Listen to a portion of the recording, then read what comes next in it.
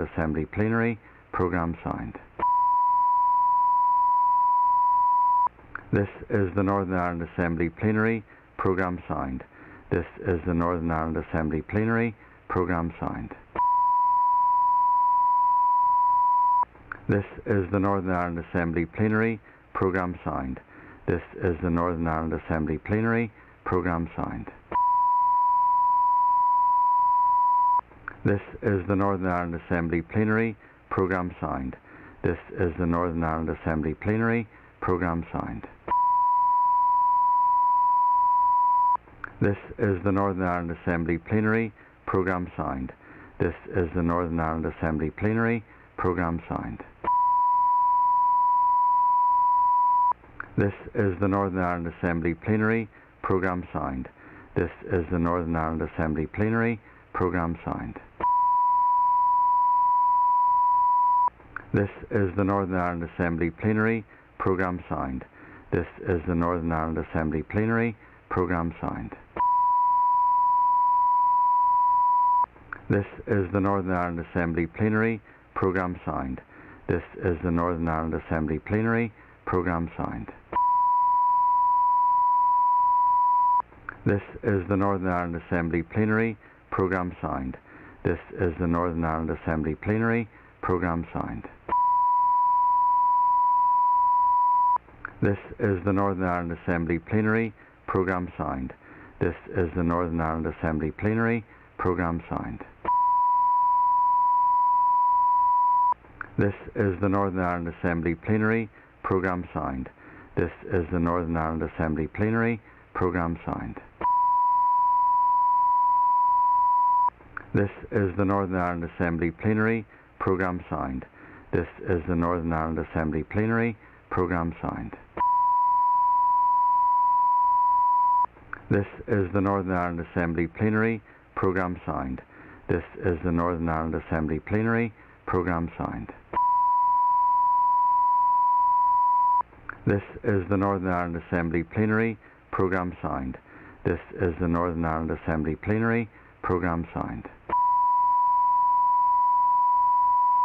This is the Northern Ireland Assembly Plenary, Programme signed. This is the Northern Ireland Assembly Plenary, Programme signed.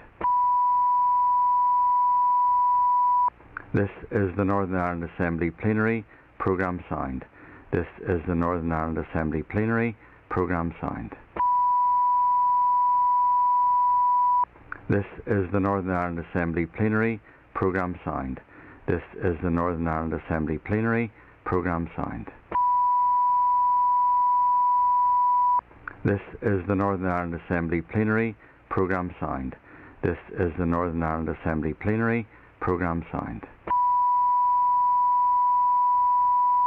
This is the Northern Ireland Assembly Plenary, Programme signed. This is the Northern Ireland Assembly Plenary, Programme signed. This is the Northern Ireland Assembly Plenary, Programme signed. This is the Northern Ireland Assembly Plenary, Programme signed. This is the Northern Ireland Assembly Plenary, Programme signed. This is the Northern Ireland Assembly Plenary, Programme signed. This is the Northern Ireland Assembly Plenary, Programme signed. This is the Northern Ireland Assembly Plenary, Programme signed. This is the Northern Ireland Assembly Plenary, Programme signed. This is the Northern Ireland Assembly Plenary, Programme signed. This is the Northern Ireland Assembly Plenary, Programme signed. This is the Northern Ireland Assembly Plenary, Programme signed. This is the Northern Ireland Assembly Plenary, Programme signed. This is the Northern Ireland Assembly Plenary, Programme signed. This is the Northern Ireland Assembly Plenary, Programme signed. This is the Northern Ireland Assembly Plenary, Programme signed. This is the Northern Ireland Assembly Plenary, Programme signed. This is the Northern Ireland Assembly Plenary, Programme signed. This is the Northern Ireland Assembly Plenary, Programme signed. This is the Northern Ireland Assembly Plenary. Programme signed. This is the Northern Ireland Assembly Plenary. Programme signed. This is the Northern Ireland Assembly Plenary. Programme signed. This is the Northern Ireland Assembly Plenary. Programme signed. This is the Northern Ireland Assembly Plenary. Programme signed.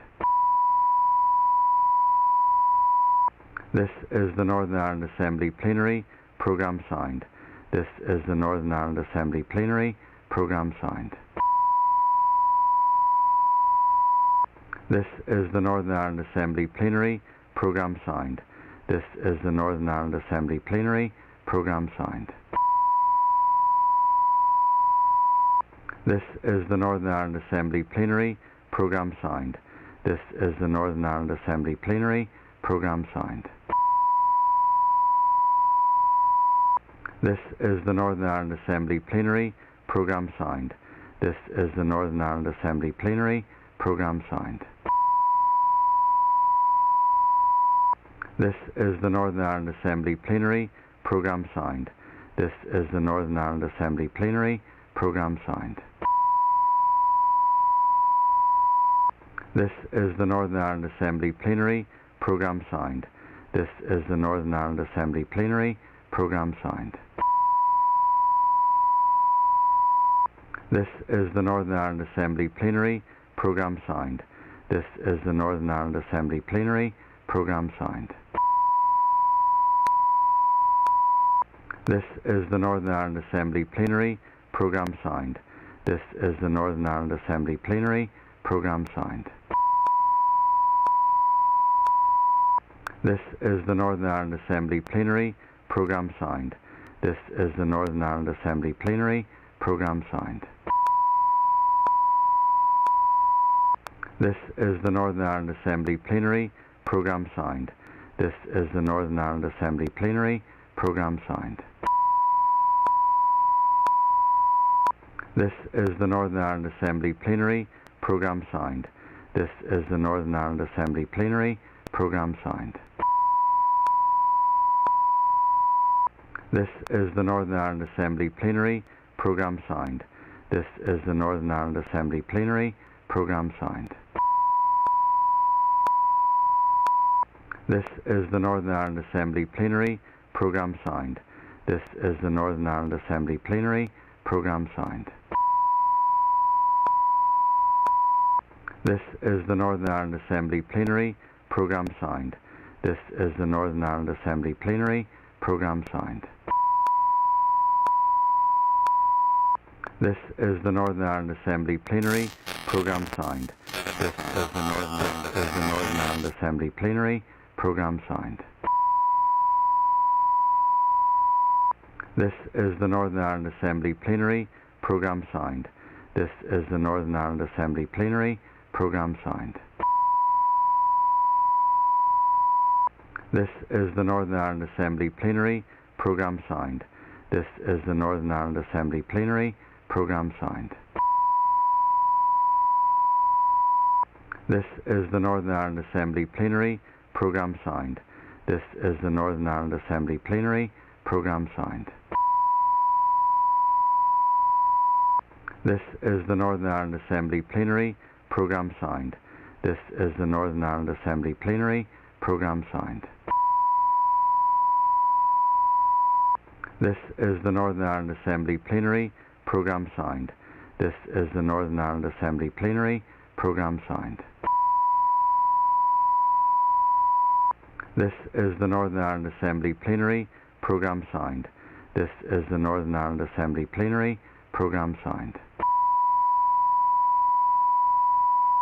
This is the Northern Ireland Assembly Plenary.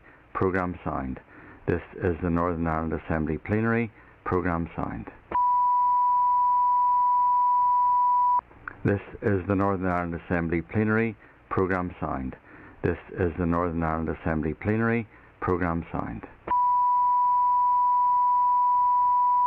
This is the Northern Ireland Assembly Plenary.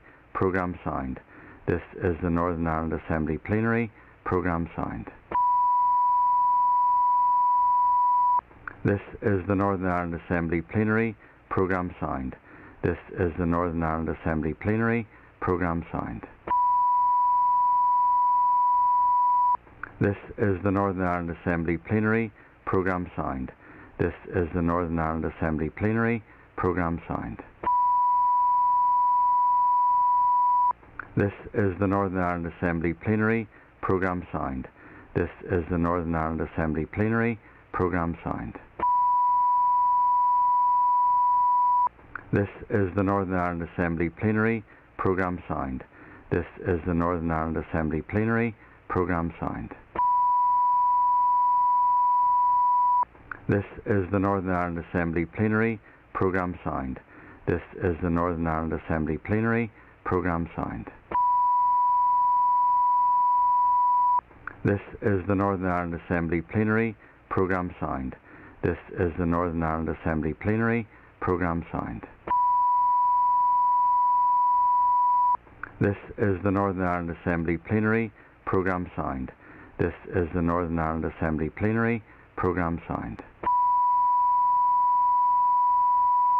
This is the Northern Ireland Assembly Plenary Programme Sound. This is the Northern Ireland Assembly Plenary Programme Sound. This is the Northern Ireland Assembly Plenary Programme Sound. This is the Northern Ireland Assembly Plenary Programme Sound. This is the Northern Ireland Assembly Plenary Programme Sound. This is the Northern Ireland Assembly Plenary Programme Sound. This is the Northern Ireland Assembly Plenary Programme Sound. This is the Northern Ireland Assembly Plenary Programme Sound. This is the Northern Ireland Assembly Plenary Programme Sound. This is the Northern Ireland Assembly Plenary Programme Sound. This is the Northern Ireland Assembly Plenary Programme Sound. This is the Northern Ireland Assembly Plenary Programme Sound. This is the Northern Ireland Assembly Plenary Programme Sound. This is the Northern Ireland Assembly Plenary Programme Sound. This is the Northern Ireland Assembly Plenary Programme Sound. This is the Northern Ireland Assembly Plenary Programme Sound. This is the Northern Ireland Assembly Plenary Programme Sound. This is the Northern Ireland Assembly Plenary Programme Sound. This is the Northern Ireland Assembly Plenary Programme Sound. This is the Northern Ireland Assembly Plenary Programme Sound. This is the Northern Ireland Assembly Plenary Programme Sound. This is the Northern Ireland Assembly Plenary Programme Sound. This is the Northern Ireland Assembly Plenary Programme Sound. This is the Northern Ireland Assembly Plenary Programme Sound. This is the Northern Ireland Assembly Plenary Programme Sound. This is the Northern Ireland Assembly Plenary Programme Sound. This is the Northern Ireland Assembly Plenary Programme Sound. This is the Northern Ireland Assembly Plenary Programme Sound.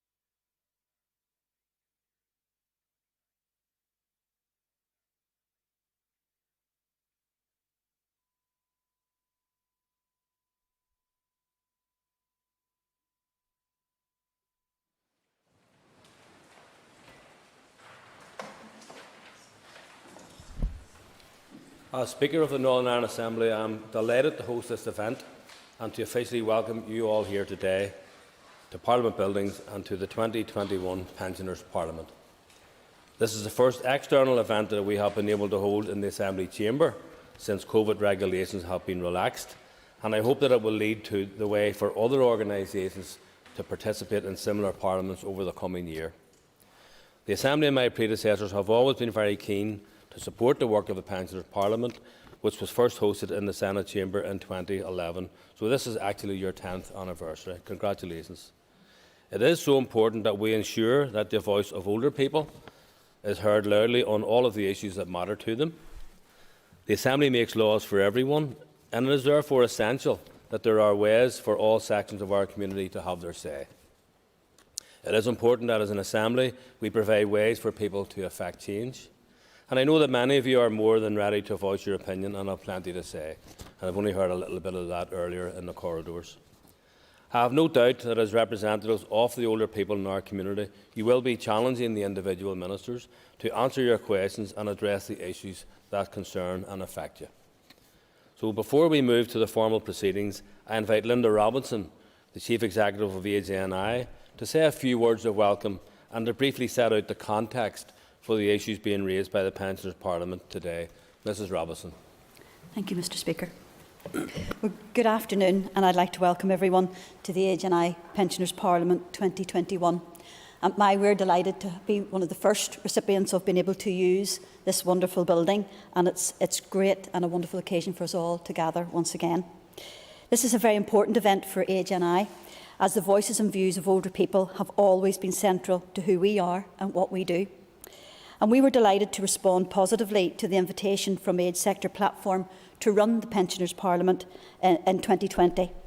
And I was so delighted to be able to share this moment with Michael Monaghan, my colleague here, who has worked tirelessly along with his colleagues for the rights of older people across Northern Ireland.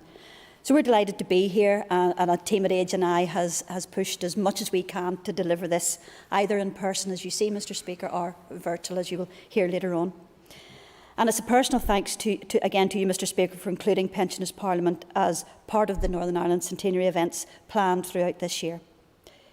We are living in an ageing society, and it is even more important than ever that we listen to and reflect on the key issues that matter to older people today, so that we can build a better future for all of us as we all age.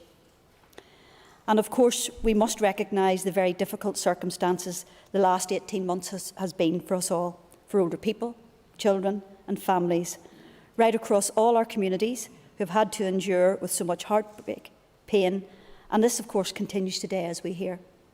So it's vital that we get transformation right, not just in health and social care, but as you will hear, also in our work, in our economy, education and transport, all areas that affect our lives.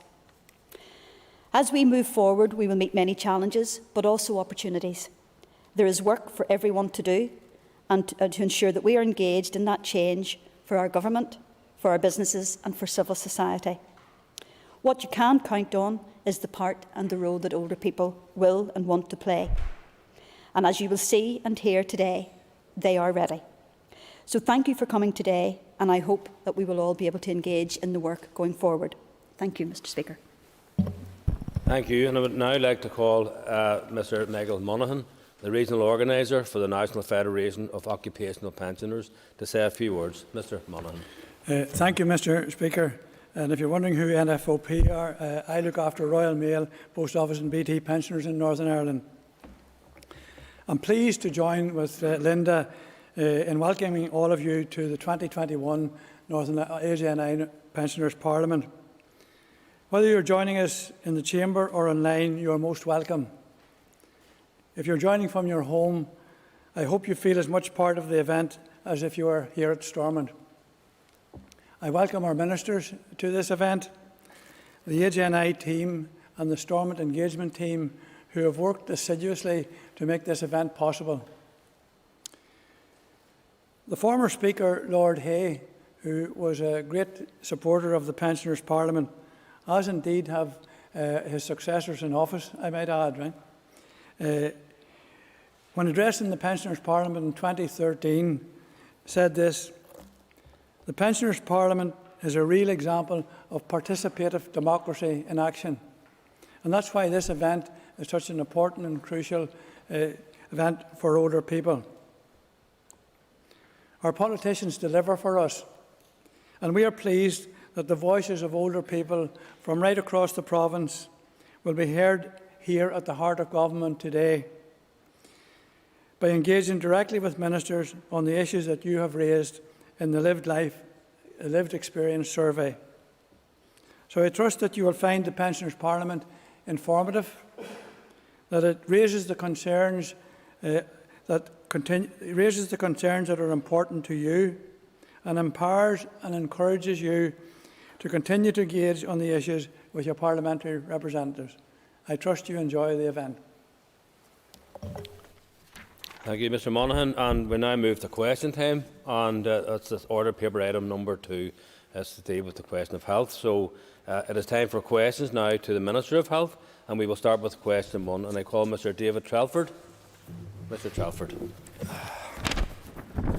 To ask the Minister of Health to outline the progress made by his department on the reform of adult social care and support, including the implementation of Power to the People recommendations and addressing the increasing need for support arising from the impact of the pandemic. And I call the Minister for Health to respond, please. Thank you very much, Mr Speaker. And firstly, I would just like to say thank you for the opportunity to address the Pensioners' Parliament. I think it's vital that all those in society have the opportunity to have their voice recognised and heard, and their concerns heard. And this forum provides a welcome opportunity for that. And I recognise, as Minister of Health, the devastating impact that this pandemic has had, particularly on the older section of our society, and also on their families and those who care for them. I welcome, Mr Speaker, this opportunity to address some of your concerns today. Let me address the specific question, the Power to the People proposals.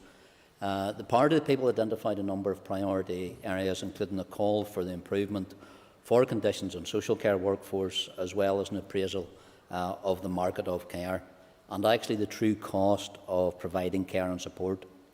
These proposals were actually synthesised and distilled down across 6 strategic work priorities within the reform of adult social care. The first was a valued workforce. The staff who work on social care will be valued, competent and resilient. And as many have known, over the last 18-19 months, all 3 of those abilities have been greatly challenged.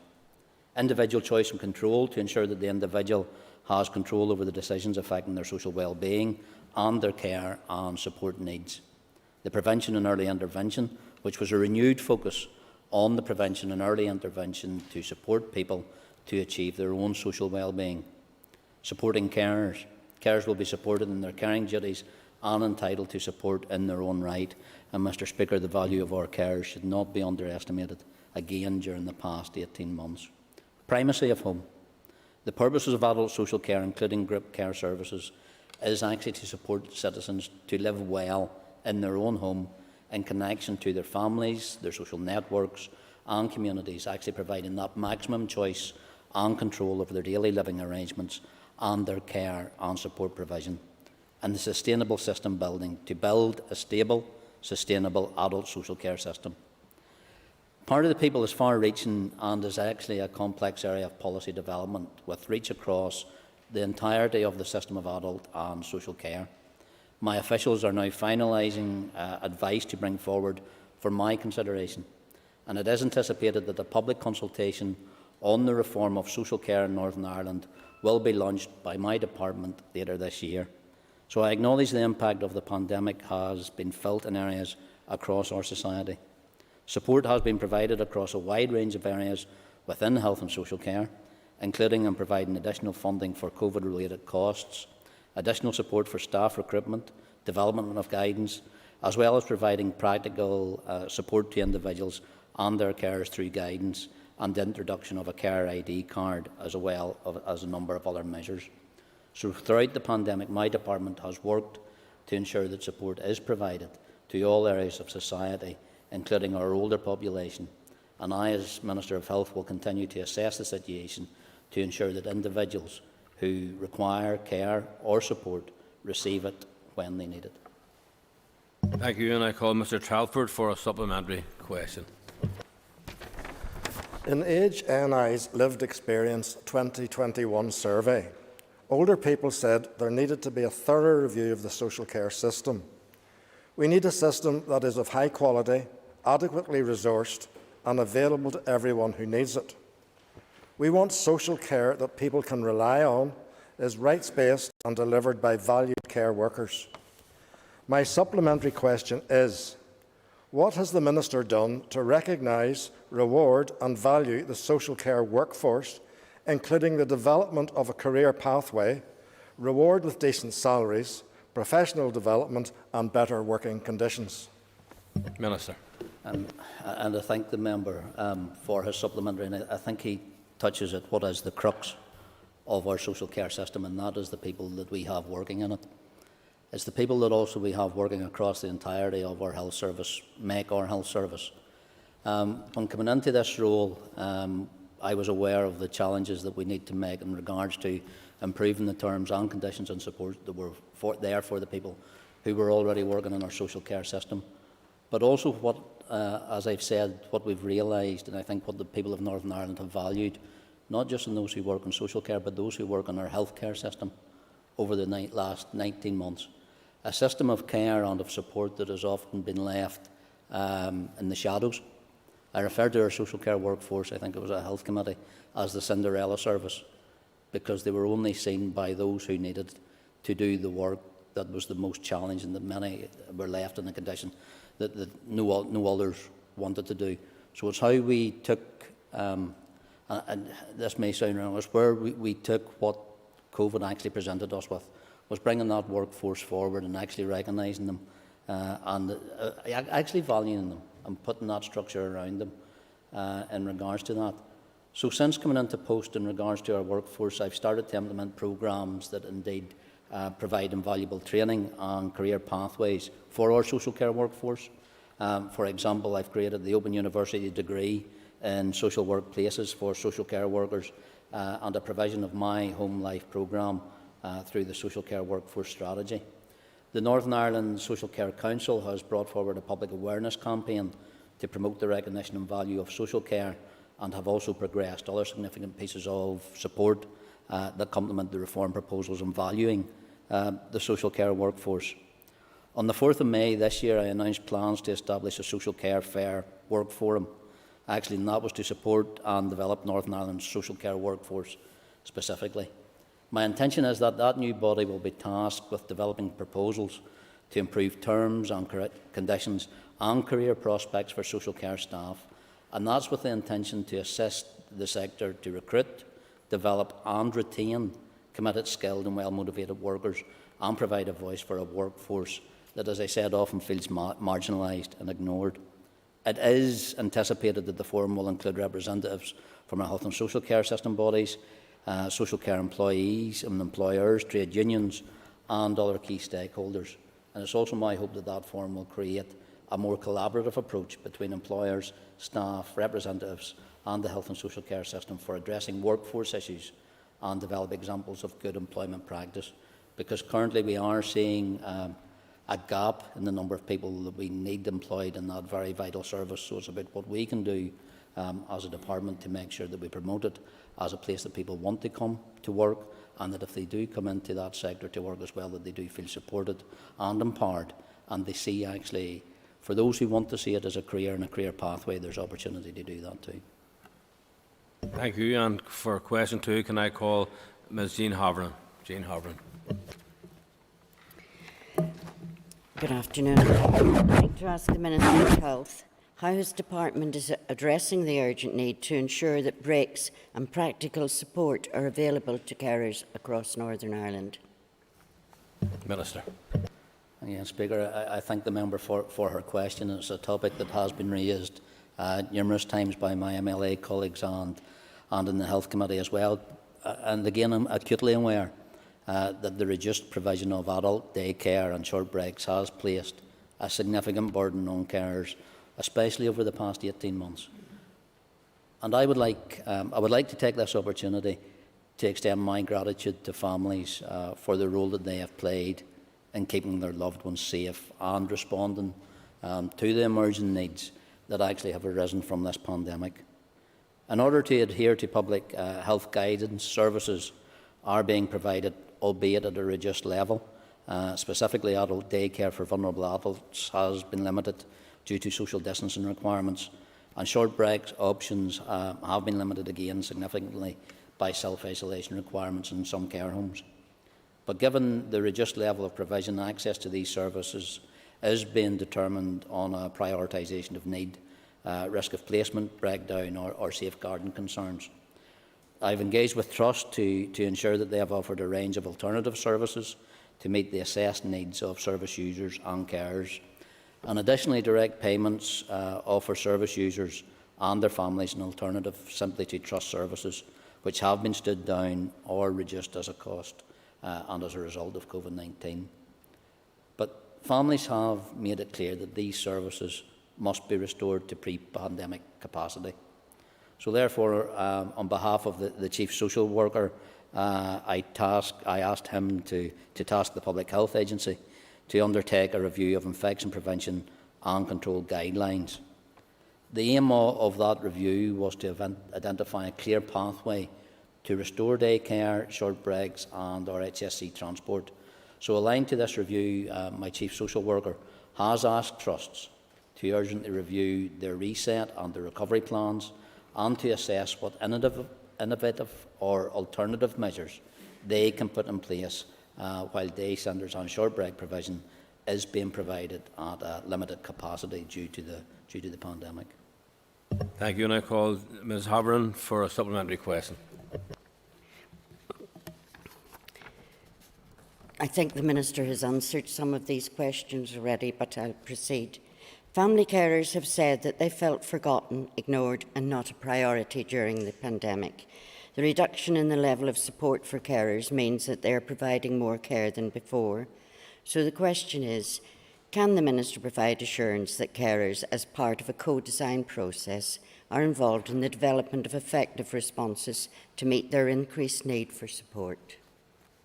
Minister. And again, I thank the member for her supplementary, but maybe if she's watched this place when it sits, just because somebody has already heard the answer to a question usually doesn't mean to say 2 or 3 of them won't ask it again. Sometimes they think I might give an answer, or a different answer, but they usually get left to shortchanged. But in regards to the very important point I think that the member raises, and that is in regards to the co-design and co-production. Upon commissioning that piece of work from the PHA, and that review of adult centres and short breaks, I made it clear that it must be informed by the views of all relevant stakeholders and seek and replicate their approach to restore actually care home visitation as well, that the Patient Client Council actually have facilitated for us. The Patient Client Council have facilitated direct engagement with families throughout this review. An engagement panel actually of 20 families has been established to guide the development of a framework to safely restore those services. My officials have met families directly to enable carers themselves to influence and actually shape that policy formulation, and also to inform that decision-making process so it meets the needs of the people who use it and the people who benefit from it. And additionally, the review is informed by the Patient Client Council led carer survey. They surveyed nearly 100 families to better understand what their views on how services actually can be restored safely, because there's no point of us restoring a service that either isn't safe from a practitioner's point of view or from the user's point of view as well. So it's about ensuring that the service that we restore actually meets demand and meets need and is done so safely. So in the longer term, my department officials will continue to build on that relationship that we've established through the Patient Client Council's carers panel, so that we provide a platform to influence how those services are developed and commissioned and restored.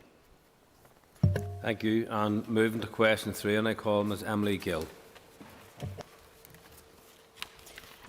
My question to the Minister of Health. Ask the Minister of Health to outline the measures his department is taking to address current and future increases in the level of frailty experienced by older people? Thank you, Speaker, and I thank the member for her question. I think this group will be well aware that their older population in Northern Ireland is increasing year on year. And I recognise that this comes with the responsibility and the requirement to ensure that older people's needs are recognised, but not just recognised, that they're also addressed. Frailty, although not exclusive to older people, is known to increase risks to this area of our society. So with that in mind, I recognise the necessity to address frailty, both looking at preventative measures as well as supportive measures. The NI Frailty Network was actually established in March 2019, and it in itself comprises over 600 members from over 80 organisations within Northern Ireland, and it includes others from the Republic of Ireland and Great Britain. It is led by my public health agency. The involvement of older adults in this work is also supported by AgeNI.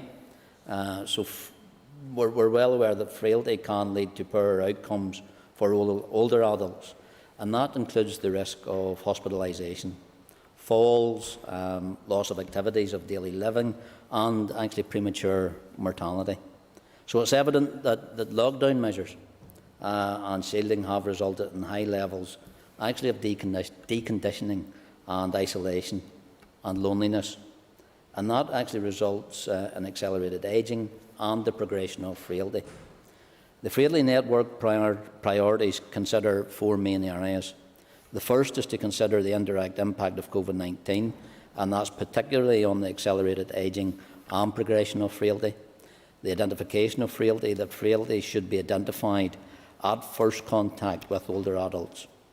The third point, the management of frailty, that health and social care services should offer clear and appropriate assessment processes and pathways for older adults living with frailty. And the fourth, and one of the more important parts from our point of view, is the education of our workforce. Our workforce comprises formal and informal caregivers, working across a range of disciplines and sectors. All those involved in delivery of care for older people living with frailty should receive appropriate frailty training. Whilst it's clear that the term frailty involves much more than simply being physically well-being, it is recognised that physical well-being plays a substantial role in both the prevention and reversal of frailty.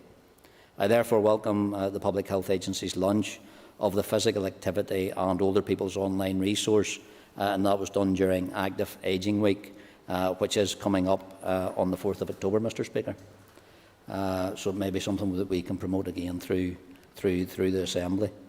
My department also has a number of actions within the Department for Communities, Active Ageing Strategy, with the aim of improving the well-being of older people, including actions focused on the mitigation, the medium to longer term effects of COVID-19 on the older population. So again, it's something that both mine and Minister Hargey's departments work on in conjunction. In regards, and in addition, our trusts, our Health and Social Care Trust, when conducting assessments of need of older people, will also give consideration to the full range of needs so that they are supported to the best quality of life. And that includes access to the right support at the right time, with an aim of prevention and early intervention from the right service. Older people who require community care provision can have their needs met via the re-ablement service or a range of services delivered under the self-directed support option. Thank you, and I call Ms Gill for supplementary question. Okay. In the lived experience to 2021, older people said that advanced care planning and end-of-life care is important to them. So my supplementary question is, what progress has been made by the Minister on taking forward and implementing a policy on advanced care planning? And again, I thank the member for her supplementary, and what is a very, I think, crucial topic, especially in regards to where we've been over the last 19 months, and something that really need to have some of those conversations, not just within the department or in the Assembly, but also in families, to understand what people's needs and asks are. My department is currently developing an advanced care planning policy for adults in Northern Ireland. Advanced care planning is that umbrella term that covers personal, clinical, legal and financial planning, so it enables a person to think about what is important to them, but also allows them to plan for their future. So advanced care planning is important for every adult at any stage of life, and ideally advanced care planning should happen long before any crisis or serious illness. So the draft advanced care planning policy aims to support a person to have that greater choice and control over their decisions, and that includes plans for their future care and treatment.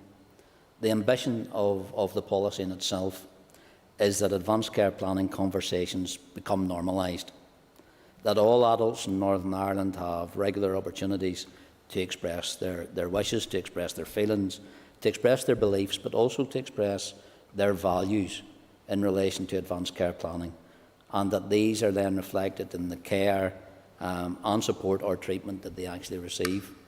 So again, we've sought to engage as broadly as possible during the development of the draft advanced care planning policy, and our stakeholders have included those with lived experience, carers, community and voluntary organisations, research and academia, health and social care professionals and their representative bodies, and the health and social care organisations. So there are two stages of early engagements with stakeholders, and those have been to inform and shape that policy development. And these engagements have been conducted based on the principles of inclusiveness and accessibility. The Phase 1 engagement took place between December 2020 and February 21, and during that, Phase 40 engagement sessions were held with a wide range of sectors, organisations and individuals. The Phase 2 stakeholder engagement consisted of 5 online webinars, and that was attended by approximately 200 individuals. So it's anticipated that the advanced care planning policy will be issued for public consultation again early in this autumn, and I would encourage and welcome responses to that consultation process, because the implementation of the advanced care planning policy will be supported again by operational guidance, education and training and public messaging, so that we can start a safe space for individuals and families to have those conversations. Thank you. And we will now move on to question 4. Mr. Tony Kluski will ask his question remotely. And can we bring Mr. Kluski onto the screens, please? Can I invite Mr. Kluski to put your question? Thanks, Speaker. I would like to ask the Minister, given the need to rebuild confidence and assure older people that experience during the pandemic would not be repeated, can he outline the measures his department is taking to review the impact of COVID-19 on care homes, including on staff, residents and their families? Again, thanks, Speaker, and I thank the member for his question and raising this issue, because it is one of the greater challenges that we have faced over the last 19 months in regards to this pandemic. As we know and we're fully aware, COVID-19 has presented one of the greatest public health challenges faced by the world in many decades, impacting unimaginably on our lives, but particularly on those living in care homes and their families and those working in care homes. The approach to managing the pandemic has meant that many difficult requests have been made of the public around health services access and those care provisions. And that was, I suppose it's identified through our visitor access to nursing and residential care homes during what still are unprecedented times. There are particular challenges which care homes have faced in trying to protect residents from outbreaks of infection, while trying to ensure that they can maintain contact with their loved ones. And I recognise the very real need for residents and loved ones to have meaningful connections. However, the need to strike that balance has always been at the forefront of our decisions. And protecting residents was and remains a priority, as it became very clear very quickly how devastating coronavirus outbreaks in care homes could be. My department has provided a range of measures to support the care home sector, including staff, residents and their families. This has included financial support for additional costs associated with supporting visiting and care partners, provision of enhanced sick pay for staff, funding for additional training costs for staff, amongst others. A number of the steps that we did take, testing in regards to testing, we in Northern Ireland actually moved before other parts of the United Kingdom to increase testing in care homes, and that we done that from the 27th of April 2020. And from August 2020, a comprehensive programme of regular PCR testing has been implemented in all care homes across Northern Ireland. My department also continues to support the Care Partners scheme by making PCR-based weekly testing available to nominated care partners for care home residents. In June this year, as well as an additional support measure to assist care homes in Northern Ireland, actually to maintain a safe balance between infection control and the very important benefits of visiting, my department announced the expansion of regular testing to all asymptomatic visitors across all care homes. And as part of these testing arrangements, it is recommended that asymptomatic visitors to care homes undertake 2 lateral flow device tests each week. In regards to personal protective equipment, free PPE was provided to homes that required it from a very early stage, and no care home was refused the provision of free to use PPE where they had a genuine need for it. In regards to training staff, COVID-19 training has again been provided free of charge to care homes throughout Northern Ireland. This training has been provided by the Clinical Education Centre and included a range of practical nursing skills, the assessment and management of acutely ill patients, assessment and management of the resident in a nursing home setting, support for staff redeployed to the care home sector, palliative and end-of-life care, verification of death, infection prevention and control.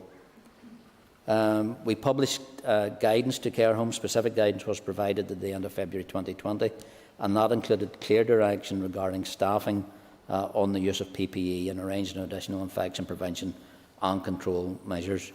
But while the virus remains with us and why we remain where we are, in the next steps, one of the most important things that we can do is to consider the lessons learned from the experience of living and working through this pandemic, because it's only through this that we can identify that best practice.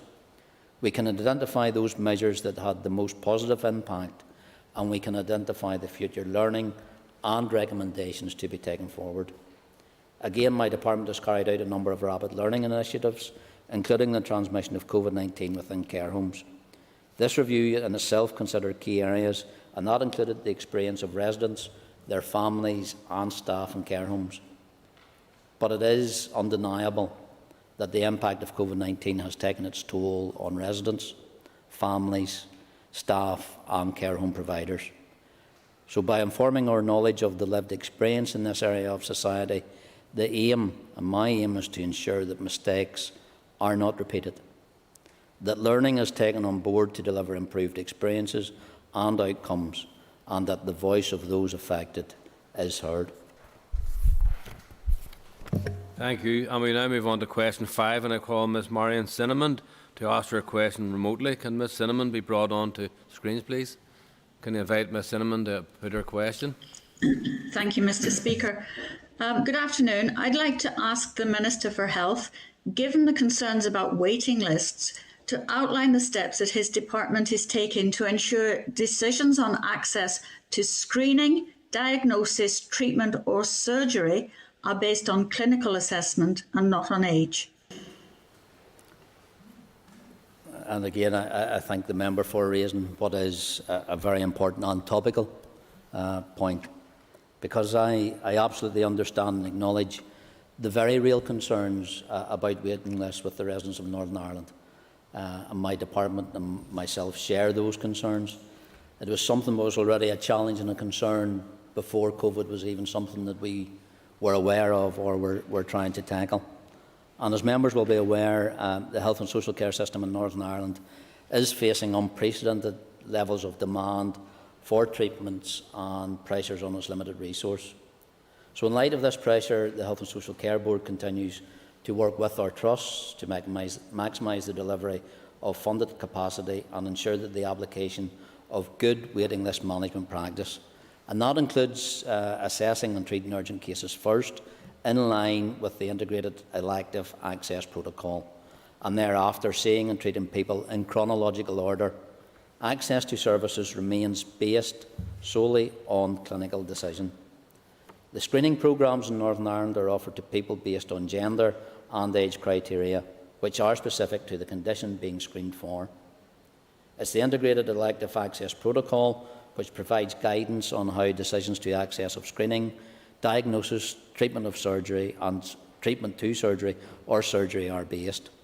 It's the overall aim of that protocol to ensure that patients are treated in a timely, effective and fair manner for elective referral to first definite treatment or discharge. It's that protocol that describes the process for booking and scheduling elective patients and outlines good practice in the effective management of outpatient, diagnostic and inpatient day cases with through or allied health professional waiting lists. In line with the Integrated Elective Access Protocol, all patients referred for assessment and, if required for surgery, are assessed by their local consultant to determine their clinical priority. Generally, this assessment will establish whether the patient's treatment needs should be considered as urgent or routine.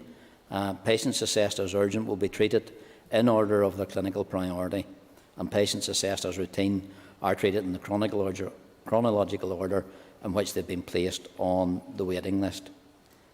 Due to the constraints in resources and the increase in demand for services, trusts unfortunately have had to prioritise the capacity for the most clinically urgent patients.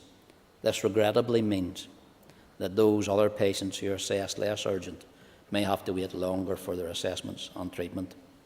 I have said as Minister that I find that unacceptable, and it's not something that I want to preside over as Minister of Health in Northern Ireland. But we have faced 10 years of underinvestment in our health service, and I don't mean just in regards to the bricks and mortar, but also the people that are working in it. So when this Assembly was re-established in January of 2020, one of the commitments that was made to the people of Northern Ireland through New Decade, New Approach was an actual 300 training nursing places for the next 3 years. And that starts to correct and rectify some of that underinvestment. But the increase in waiting lists that we had pre-pandemic was going to be a challenge for our health service, never mind where we are during it. So I want to take this opportunity, Mr. Speaker and members, to pay tribute and thank those members who are working across our health and social care service in what is very trying times where they're under pressure, times where they feel often unvalued and forgotten. But I can assure you, those people working across our health and social care family, whether they be in hospitals, community pharmacy, GPs or anywhere, are doing all that they can to correct what has been a challenging and difficult process and a difficult time. But they continue to seek those different and innovative ways to tackle what are very challenging waiting lists. And I continue to seek additional resources as well from within the Executive to address those waiting list delays. And I think that's something that the Minister of Communities is well aware, that I've made those calls many times. Can we bring Mr Martin McCartney on screen, please? Can I invite Mr McCartney to put his question? Thank you, Mr Speaker. I would like to ask the Minister how older people or others who are not online or do not wish to engage with the GP online or by telephone are able to access their GP service through a face-to-face appointment. Thanks, Speaker. And again, as been often raised in this chamber and other places, I recognise that being able to access GP practices when we need to is a matter of priority for us all. GP practices are open and will continue to provide both face-to-face appointments and alternative consultation options for patients as appropriate. I've been assured the service is working to make best use of available resources for everyone who is seeking to access the care that they need. The general practice telephone first consultation allows patients to seek timely medical advice from their GP for both routine and urgent problems. It's the GP themselves who determines the most appropriate approach to safely addressing the patient's needs using their clinical experience. The GP decides, based on their assessment, if a face-to-face appointment is appropriate, if the patient can be managed over the telephone or if they should be signposted or directed to other appropriate services. This approach in itself helps the GP to appropriately manage, treat and support the large number of people who seek clinical support and advice from our primary care practitioners. Mr Speaker, I think it's important to be clear also about the extent to which primary care was already facing considerable pressures prior to the pandemic. Figures in 2019 indicated patient contacts were almost 15 million per year, and that was up from 12.7 million in 2014. So even before having to cope with the strain of a sustained pandemic, the need for transformation of primary care was already recognised. So initiatives such as our multidisciplinary team programme, the introduction of advanced nurse practitioners and additional general practice nurses were already making a difference to how services are delivered in primary care. Investment in technology, including telephony, was also assisting general practice to meet growing demand. Primary care's response to COVID-19 and the pandemic has actually accelerated the implementation of new and innovative ways of working to enable our GPs in the general practice, along with all other areas within the health and social care system, to react quickly and adapt flexibly to the demands and challenges of the pandemic. But despite the demands and capacity, the limits that COVID-19 has created, GPs have maintained all of the core elements of general practice. I would want to reiterate that if people have symptoms or are an unexplained illness or have any reason to be concerned, they should, in the first instance, contact their GP, who will be able to provide advice, because GPs want anyone, like myself, who has a health concern, to feel reassured that they will be able to get an appointment and see a GP if necessary. Mr McCartney, supplementary question. Thank you again, Mr Speaker. Older people have expressed concerns about accessing acute and GP services, about the protection and rights of people living in care homes and end-of-life planning.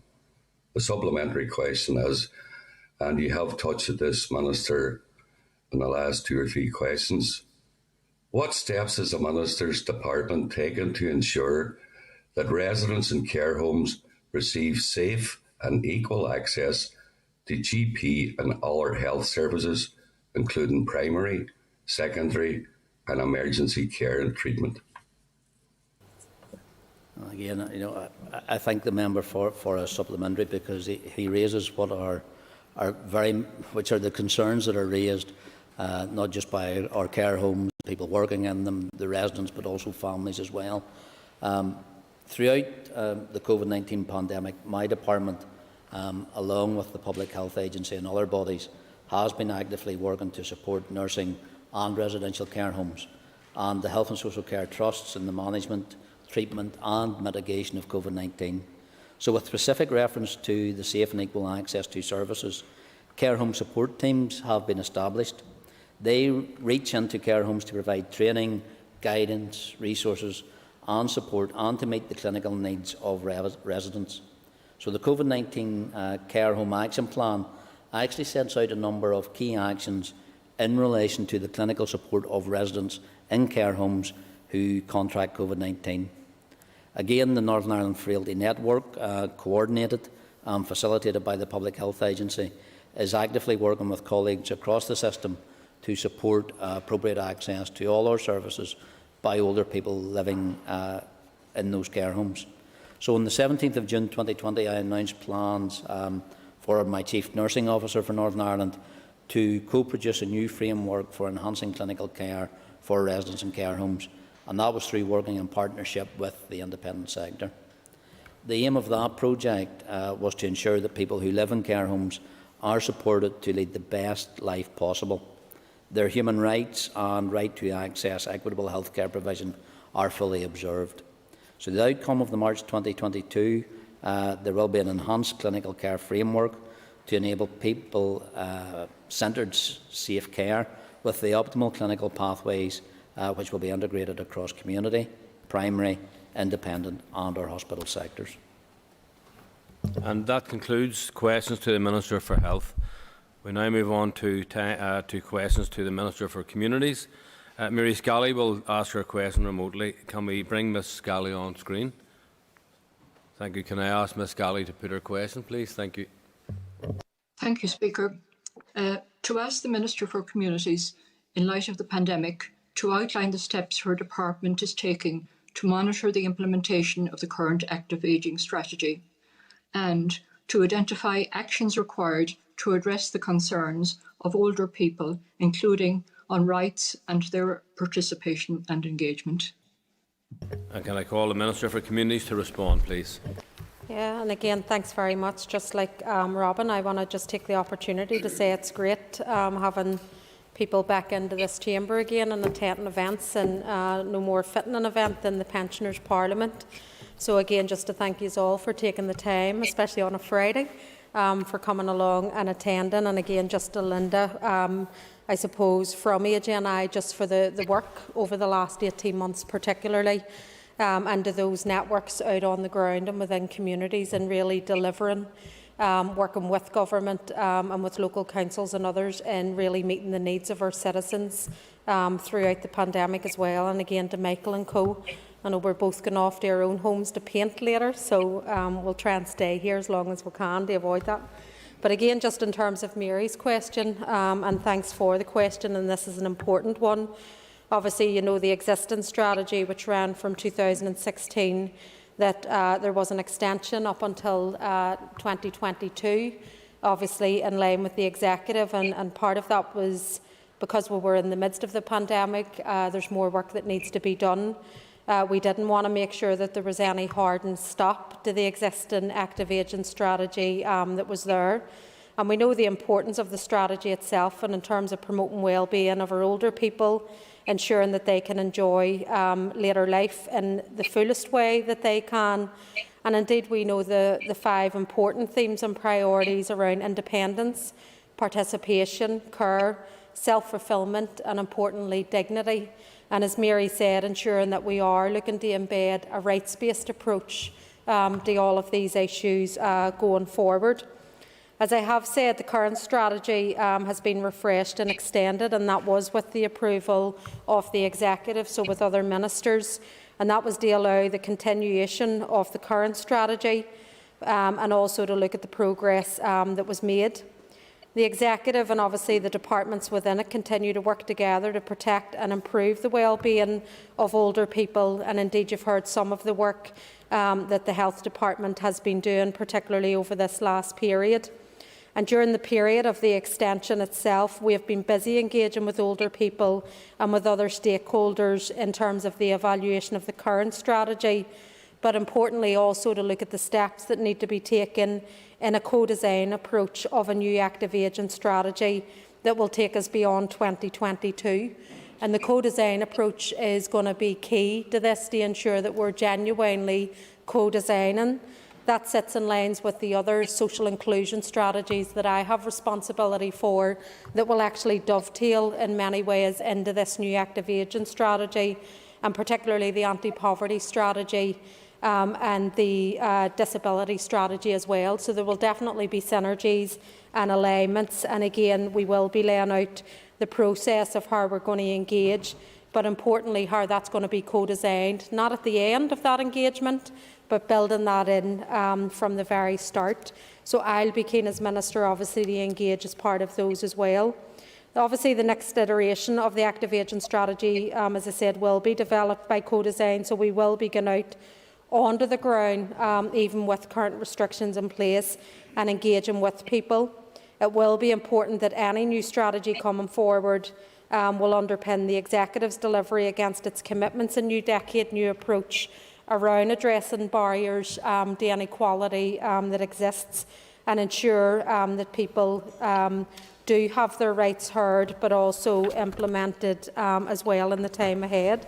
So there will be a lot of work done as we approach the autumn and winter period, and indeed into the new year before the end of this current mandate, to make sure that we get that underway. There will be a lot of engagement, Mary, and I will be keen as Minister to do some of those engagements directly. And I think it will be important, as I say, how this dovetails in to those other pieces of work around disability and anti-poverty as well, because we know from the pandemic, older people, women, younger people, those with disabilities have really been hugely impacted And we know that that was the same situation when you looked at the financial crash 10 years ago, that any shock to the system hit these groups the most within society, and we need to make sure any new strategy reflects that going forward. I call Ms. Galley for a supplementary question. Thanks again, Mr. Speaker. One of the intended outcomes of the current active ageing strategy, and I quote, that older people live independently for as long as they can, free from poverty and in suitable, safe homes. My supplementary is, can the Minister outline the steps the Department is taking to understand the increasing extent and levels of poverty amongst older people, to address the adverse impact of this poverty on pensioners here, and the urgency for action in the light of this and the UK Government's recent decision to suspend the state pension triple lock? Minister. Yeah, no, thanks very much again, Mary. And these are vital questions and issues which are happening over the last couple of weeks. And I suppose your last point around the triple lock and the announcement that was made by the British Government, I think it's disgraceful. I think it rolls back on a commitment that they had made in terms of protecting the triple lock. I know they have laid out their rationale in terms of that, and obviously as Minister I don't have the power within my own set of powers around social security and pensions to differentiate the rates here in the north. But obviously I have come out publicly. I've been communicating with the British Government around the actions that they have taken. And again, I just think that the pressure needs to continue. It's not the only action they've taken, again, which I believe attacks the most vulnerable within our communities, the most least well off within our communities. When you look at actions that they have taken around employer contributions and trying to tax those on lower incomes rather than taxing the wealthy. So there is a huge area of work there that needs to be done. In terms of, I suppose any strategy going forward, it is to try and find a commitment, and indeed this would dovetail with what Robin is trying to do within health, is with the aim of allowing older people, and society as a whole is living a lot longer. We're all going to live longer, hopefully, than what maybe our grandparents and beyond that had lived. And therefore we do need to ensure that we can try and live as independently as possible. I think it goes back to the key themes of the strategy itself around self-fulfilment, around dignity, around independence. I mean, they are some of the key themes of the active ageing strategy that's been endorsed by the Executive. It's part of the strand and the programme for government as well. So in terms of that strategy, listening and engaging with people out on the ground is going to be important. And as I say, that co-design has to be important. This isn't this time about engaging and consulting on a strategy and then we go away and do the work. Part of this is about having that active participation and engagement, that as we're designing the strategy, as we're looking at issues around finance and around policy changes, that we're actually proactively doing that with stakeholders, with organisations out on the ground. And if there are difficulties, then we're discussing that in a co-design fashion. So the co-design would include stakeholders out in the communities. It would include advocacy groups. But much a part of that co-design process is the other government departments, that they're bought in, that they're involved in this. And indeed, that's the approach that we've been taking in the other strategies. And I also think there will be an opportunity for the co-design groups in the anti-poverty and disability strategy, that there will be some crossover and engagement between those groups and the emergence of the new active ageing strategy as well. We move on now to question 2 to the communities, and I call on David Homerton to be brought on screen, please. Thank you. Can I now ask Mr. Homerton to put his question? Thank you. I would like to ask the Minister for Communities to identify the resources available to her department to ensure the sustainability of age sector networks, groups and organisations which support older people in local communities. Minister. Yeah, thanks very much, David, for your question. And this is vital as well in terms of those networks of support that have been vital over the last 18 months, and they'll be even more so as we start to move ahead. I'm going to outline a number of key projects and organisations that we do invest in as a department, and obviously outline the valuable services that they provide to older people within our community and right across the communities as well.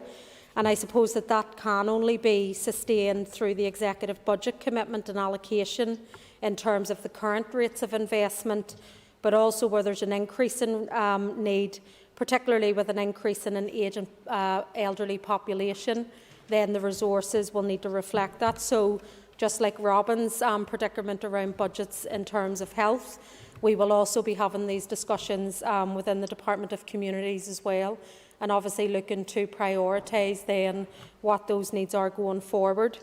The Good Morning North West is a free, obviously, and confidential service which supports older and vulnerable people within the community. The service provides a daily phone call, and it's a pre-arranged time to check in to make sure people are okay, and also just to have a chat and to see how things are going. It gives those on the receiving end, and I suppose their family members, peace of mind that they know that there's that daily phone call. And there's also the backup and emergency numbers that if the phone call isn't answered, that they can check with family members or extended members within the community to make sure that that person in the community is safe and well as well. In addition to the phone call, they also do home visits. They do golden hour checks and reminders about up-and-coming appointments. So they keep a list of hospital, doctors, chiropody appointments, but also they provide a lifeline in terms of community events that may be going on and giving them that additional information, and also act as a service in terms of signposting our residents of other services that they could avail of as well. We also have the Straban Community Project, and obviously the Community Hub here delivers a number of programmes and services that address issues such as income deprivation, unemployment, health inequalities and low educational attainment. Specifically in terms of older people, the project delivers a luncheon club, Meals on Wheels and a Good Morning alert service as well.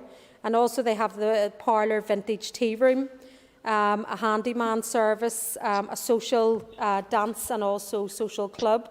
And they also run a range of complementary and holistic therapies, a community garden around encouraging health and well-being and keeping people outside to reconnect with nature again. We have the Older People North West, and that delivers again Meals on Wheels services, which provides a meal to individuals within their home, and that's on a daily basis. They also provide a wide range of services that include advocacy, cares, respite, health promotion activities, and also safety initiatives, both safety within the home and when people leave the home as well. And indeed they do the luncheon clubs, the social day care and community activities. Funding then in terms of those, the Good Morning North West in this financial year received £44,000, the Straban Community Project £48,000, the Older People North West £76,000. We also run a series of Good Morning initiatives as well in Belfast, and that's funded through our Neighbourhood Renewal Programme targeted at areas of high deprivation. We have the Good Morning Colin Neighbourhood Partnership, the Good Morning West Belfast that's based in the Ardmona Family and Community Centre, the Good Morning North Belfast Initiative, and also the Oasis Caring in Action, which is based in East and South Belfast as well. And indeed they do a lot of the same services as the other providers, and that's tailored to the needs of the residents and the communities that are there. But the important bit is that daily contact with individuals who are living within their home. It's ensuring that they do have access to information, but also to food and to other human contact, and where there is a backup within the community in terms of ensuring that if something goes wrong that they can be contacted, or a family member or neighbour can be contacted as well. Thank you. We now move on to question 3, and I call Mr. George Bell. Mr. Bell. Thank you, Mr. Speaker. I would like to ask the Minister for Communities, how is your department ensuring that all older people have the technology, digital connections and support to get online and remain online? Well, obviously, over the last 18 months, this has come to the surface even more in terms of people who have had to stay at home. So it's a huge issue in terms of connectivity, and particularly as government and other services all begin to move online as well. And that presents a challenge then in terms of ensuring that citizens either who don't want to use that as a resource or maybe don't have access or the finances, it's important that we do that. One of the big ways that we approach this through the department is with our libraries, because we have libraries right across the north in the heart of our communities as well. And obviously they provide access to Wi-Fi, but also digital support and training as well, where you can go in and use a computer, you can spend some time there, you do have access to the Wi-Fi as part of that as well. And of course our library staff are on hand to provide assistance to help people get online, and I know a lot of older people have been using those services. We also have digital hubs, and again within our libraries as well, we're developing a pilot project that we had started just before the pandemic to deliver 3 digital hubs in 3 libraries. And moving forward, obviously, we want to work with other statutory partners, so it's recognising there's not a library in every community, but you may have a community centre, there may be a leisure centre, there may be another council facility or community facility that we want to try to look at rolling out access to the internet out to as many organisations as we could as well in the time ahead. Obviously, in terms of, there's been a whole issue. We've been running a series of road shows. They have been put on hold, obviously, as a result of the pandemic. But again, we want to get those up and running, and we've run 11 of those road shows so far that really just gets the message out there as to the services that are on offer, how people can access them, putting them in touch with staff to ensure then that they know that they can get access online and that they can get the support to do that as well.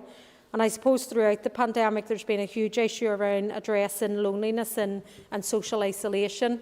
And with events that would have normally taken place in libraries and other buildings, they had to stop overnight because of the restrictions, and therefore a lot of those activities began to move online as well. And that's a big area of work that we've been trying to do over the last year, is to how for those who want to access services online, it may be easier in terms of travel distances, particularly in our rural areas outside of our big urban cities, or for mobility issues. We want to make sure then that we're looking to put as much of the programming online as well that people can access. So there is a huge amount of work that's done. Obviously, the alignment with the Department for the Economy in terms of ensuring that there's broadband access, for example, in rural areas. There's been a lot of work done with local councils in terms of having Wi-Fi accessibility into community facilities that are at the heart of the community in which people can get access to. And then obviously looking at that connectivity within the home as well. So it's going to continue to be a key area for us over the next period, particularly because of the lessons and I suppose the gaps that we've seen as a result of the pandemic. And I've no doubt that this will form part of the strategy going forward as well.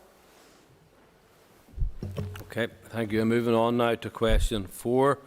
I call Mrs. Anne Murray. Thank you, Mr. Speaker.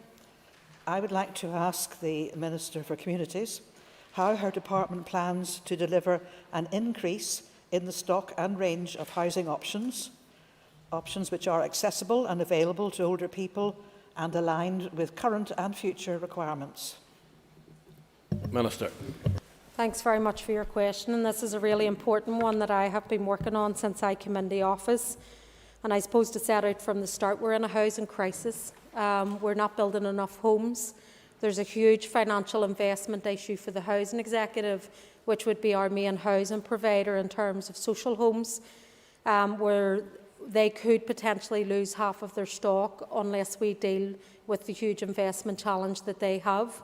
To that end, we had delivered a housing statement in November of last year where the housing executive needs to be reformed.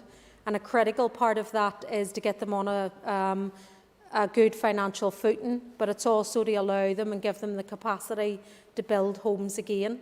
So when you look at the Housing Executive, at one point they owned over 240,000 homes across the north. They now own 86,000, and if they don't get the necessary investment in their stock, they could lose nearly 40,000 homes. So there's a piece of work that we're doing now. There's a commitment from me that I will present options to the Executive before the end of this Assembly mandate that begins to do that. On the other hand, we need a more ambitious housing programme to build more homes. So we're building on average between 1,800 and 1,900 homes a year. That's not enough when you have a housing need of over 42,000 people, of which over 32,000 of those are in housing stress. And that number is growing. In the first couple of months of the pandemic, we've seen an additional 2,000 people come onto the housing list in urgent need of a home. One of the things, so we have to get a more ambitious programme. We're working with councils. We have set up a project team between the Housing Executive and the Department to look at these issues. And we're also looking at the issue of land and working with local councils now who have the planning powers, and they're developing local development plans. So that really looks at the land within each of the council areas and how they designate that land for different uses. We have a very clear focus that a good bit of that land, public land, should be used for public housing. And we have a plan there in terms of rolling that out. In terms of the housing that we are building, and the Executive this year invested more money to allow us to build more homes, over 2,000 homes this year rather than the average 1,800 to 1,900 homes. All of our homes are built for lifetime standards, so that's an important change to make sure that people can stay in their homes for as long as they can. I think another important component of that was the welfare reform changes. So when you look across the water in England, the issue of the bedroom tax became an issue where if you lived in a property that you grew up in, maybe you raised your family in, and if you had the extra rooms, then you would have had to pay the additional rent. You wouldn't have got the housing benefit support to cover. The Executive here have mitigated against that, and indeed there's a paper in the Executive now to extend that support so that people aren't forced to make those choices in the time ahead. We also put money into the Supporting People programme, so that's a £72.8 million programme, and even with the pressures around the budget, that programme is protected, so the money will not be reduced. And through that programme, 11,000 households of older people are now being supported to live independently to ensure that we're doing that. We recently consulted on a housing supply strategy, so we realised that there's not enough homes being built. There are issues around that, around planning, around the availability of land, sewerage and water infrastructure in certain sites. There are also particular issues if you live in a rural or an urban area as well. And we're doing a lot of work as part of that housing supply strategy. We've done a call for evidence and we got a good lot of information in. So we're analysing that at the moment. That will feed into the big report then that I present to the Executive before the end of this mandate that will start to make that transformation in housing. We've also increased our investment in co-ownership, and then we're bringing through new legislation because we recognise the pressures in the social housing sector has driven a lot of people into the private rented sector as well, and the conditions in some of the properties are not good. So we're bringing through legislation at the moment, a private tenancies bill that starts to look at the health and safety concerns and making sure landlords are building or maintaining homes that are fit for purpose, that are safe. So that legislation is going through the Assembly at the moment as well. And of course, we're building in, as part of trying to build more homes, it's maintaining the homes that we've got to make sure that they can be passed on. And obviously we're running funded programmes around addressing fuel poverty, so the Affordable Warmth Scheme. Obviously we're doing a lot of work around the Disabled Facilities Grants, so to ensure again that principle of people trying to stay in the home that they want to live in, to ensure that they have that independence. And again, we're doing a lot of work. I was actually meeting with groups of carers and those who care for disabled loved ones this week, and we're doing a series of work there to see how we can make that system more streamlined. where it won't be done externally. The housing executive will take that in-house to make sure that we can reduce the time that people have to wait to get those essential works done to their homes. I call Mrs Murray for a supplementary question. Thank you, Mr. Speaker. The Department for Communities has stated that 22% of the population is living in fuel poverty. The level of energy costs are of particular concern to older people who are more likely to stay at home for longer periods and to be on a fixed low income. So the question is, does the Minister's Department plan to introduce the Warm Homes Discount Scheme locally? So the Warm Homes Discount Scheme, I suppose, is akin to the social tariff in terms of England, Scotland and Wales, in terms of the energy companies passing on the cost to the customers. Obviously, officials from my department and that for the Department of Economy met with their counterparts across the water to discuss whether we could join that scheme or not. And obviously, in terms of looking at what the issues would be around that, it's not possible at the moment because the underpinning legislation makes the scheme specific to Britain at this point. So we're still looking at that at the moment to see what can be done. Obviously, we're reviewing our strategy around looking at fuel poverty. It's a huge issue for older people and particularly for young families as well, with some of the highest rates across Europe. And part of that is around the maintenance of housing stock that we have. So it feeds back into the previous point that if we don't deal with the investment challenges, for example, of the housing executive to retain the stock that we have, then the system is going to fall over. So we're doing this essential piece of work. We're updating at the moment. We're going to be consulting on the strategy in terms of our fuel poverty.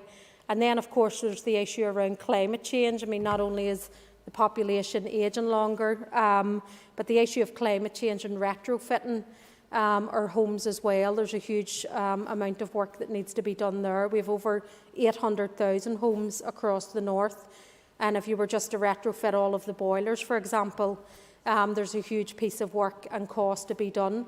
But obviously there's a commitment to look at that to reduce carbon emissions, but with the important aim that we're addressing fuel poverty, because that is key. We're also looking, I mean, I know it's related to this, but not particular around, obviously, the hike in fuel costs. Last year we did an additional heating payment.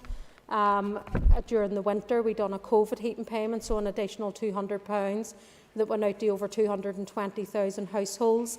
In line with meeting with the utilities regulator, my department has met with them around some of the price hikes and the impact that that's going to have on homes, particularly older people. We're trying to work with our stakeholders to see what we can do this autumn and winter, and then also what we can do on a more permanent basis. So hopefully over the next few weeks or so we'll be able to make some more announcements on what we can do in the immediate future, and then looking at those longer term pieces of work. Moving to question 5, I call Raymond McGarvey. Thank you, Mr. Speaker. I would like to ask the Minister for Communities how her department ensure older people have information, advice and support they need to claim their rights, access the services they need and make informed decisions about their life. Minister. Thank you. Yeah, well, this is a crucial area. I think it was brought up yesterday. The Joseph Rowntree Foundation were in the People or the Communities Committee. And one of the observations he was making right across advice and information was that at times government, councils, third sector organisations, there's a lot of support out there, but the system is so big and convoluted that it's very hard to find out where you can get the support. And sometimes you have to run to 5 different places to find the information that you need. So there's a definite need that we need to streamline the support that we're given. We need to look at a single point of contact. We also need to make sure that people can talk to a voice, whether that's down the end of a phone and also in person as well. And I suppose having our social security offices right across the north and within communities is critical to that. We also have the Make the Call service and this is where my officials within the department would call people in terms of ensuring that they are, I suppose, getting the benefits that they're entitled to. And through that work, we have ensured that an additional over £40 million has went back into the local economy and to putting money into people's pockets for benefits that they're entitled to, that they maybe didn't know about or they haven't been claiming.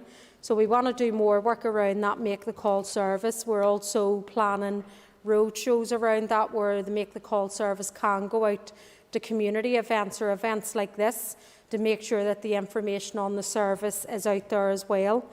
We also fund, obviously, organisations such as AgeNI, who do, our independent advice sector do a phenomenal amount of work, and obviously making sure that we protect that budget and look at additional resources where we can is critical. So that's another way where they do have a free number in terms of offering that support around a variety of issues that may impact. We also provide funding via councils for community-based advice services. So this would be advice workers who work really at the grassroots within our communities and who provide that service as well. And a lot of that we fund under our Neighbourhood Renewal Investment Fund, and that obviously supports a number of groups. Namely, when you look at Belfast, for example, we fund over $285,000 to the Belfast Advice Network, and that's a network of advice workers who work within our communities right across the city as well. During the COVID pandemic, obviously, we tried to respond as well. We established the COVID Community Helpline. I know a lot of community and voluntary organisations, AgeNI and others, were very heavily involved in that. And I think that was a really useful helpline for people to make contact with in the time ahead. So, of course, going forward, we want to look at what we can do around streamlining the information that is out there, making it easy. It feeds into the further or the earlier point around even digital connectivity to make sure that people have the access online as well as in person as well. And in line with the disability strategy also in terms of our deaf community or those with disabilities, we need to make sure that we're building in support structures to ensure that they have access to the information also. And throughout the COVID pandemic, the service announcements, for example, that the executive were making, one of the interventions that we did make was to make sure there were signers at all of those announcements to make sure that there was that inclusion that was built in at the very start. And obviously looking at initiatives like that, it might not seem big, but it's huge for the person that needs that and to make it easier for them in the time ahead.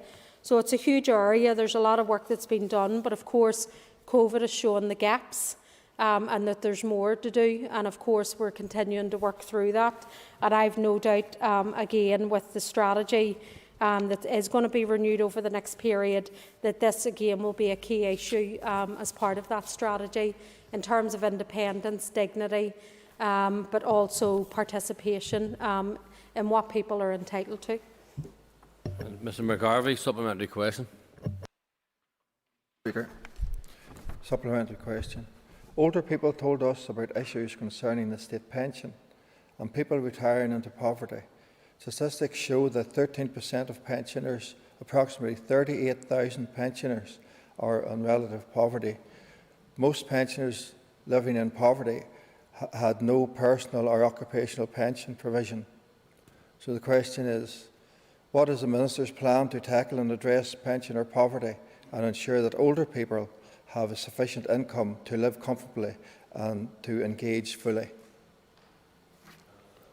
Yeah, thanks very much for your supplementary. And I suppose in terms of the state pension and pension credit, obviously from the 15th of May 2019, mixed age couples could no longer make a new claim for pension credit, and were generally expected to claim universal credit instead.